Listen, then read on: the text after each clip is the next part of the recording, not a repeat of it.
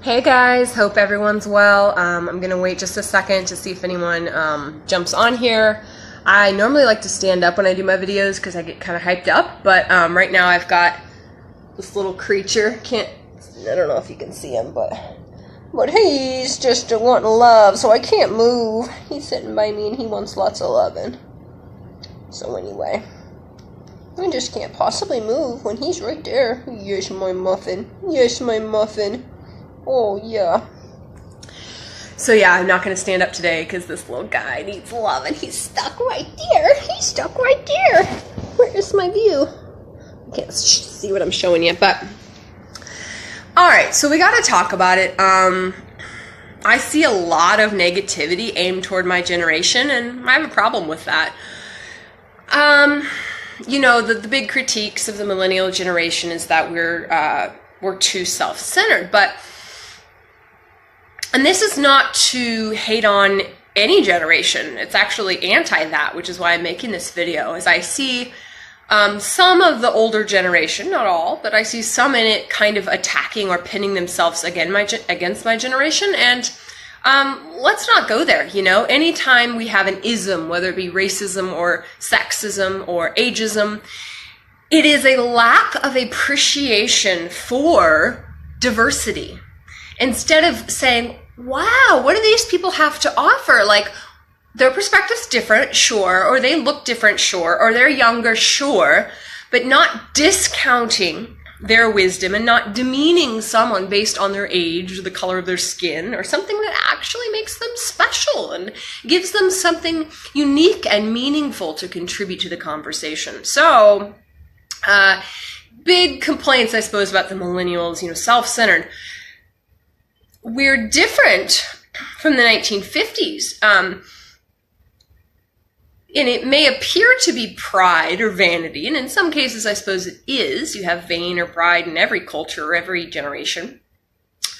But self-love is such a good thing. You know, we're not going to compromise ourselves. We're not going to put ourselves down. We're not going to just pay our dues because that's how things always are. If we can have better for ourselves, if we can think outside of the box, if we can not go through all that crap, why would we? Just because that's how it's always been done? No, that's how a mindless sheep thinks. That's not how I think.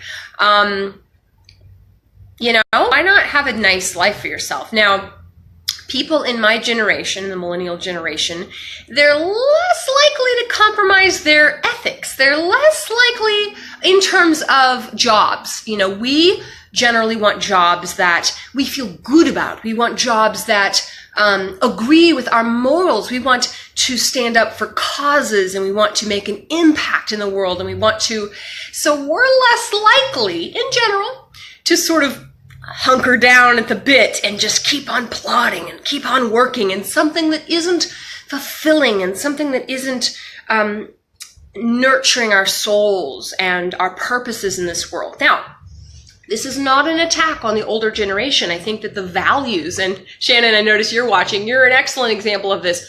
Work ethic, commitment, right? Sometimes it's not fun and we have to continue, and we don't just give up when it's no longer easy. I understand that.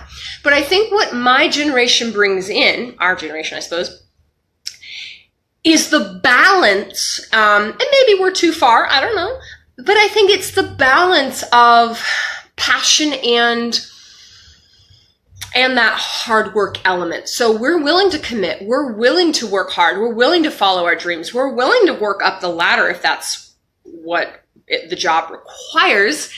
But we're less willing to settle. We're less willing to say, I just got to hunker down and do what I got to do, and this is what it means to be an American and all this stuff.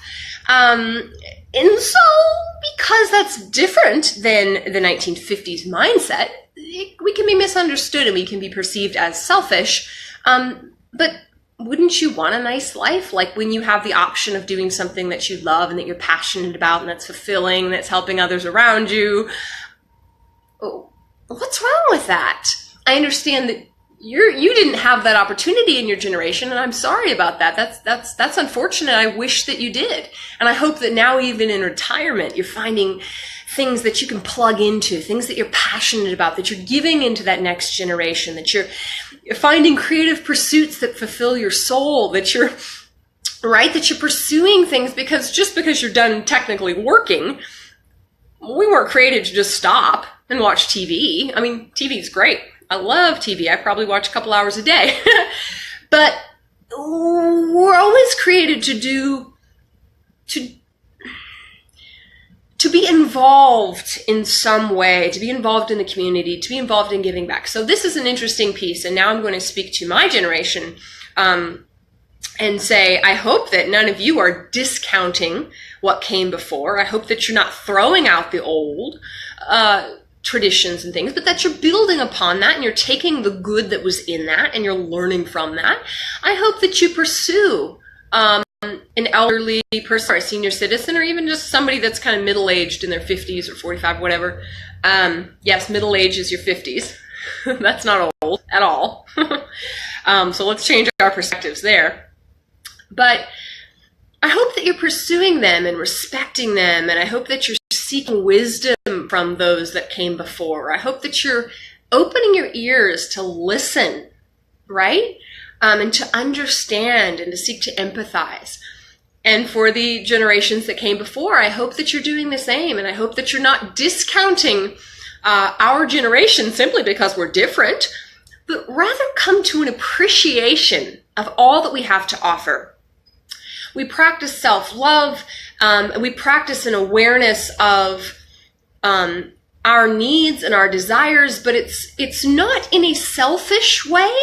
It is a self-love way, but it's a way that if I'm doing something that I'm rocking and loving, wow, what an impact I can have and what a difference I can make because my heart's in it. And when my heart's in it, I'm able to give you the optimal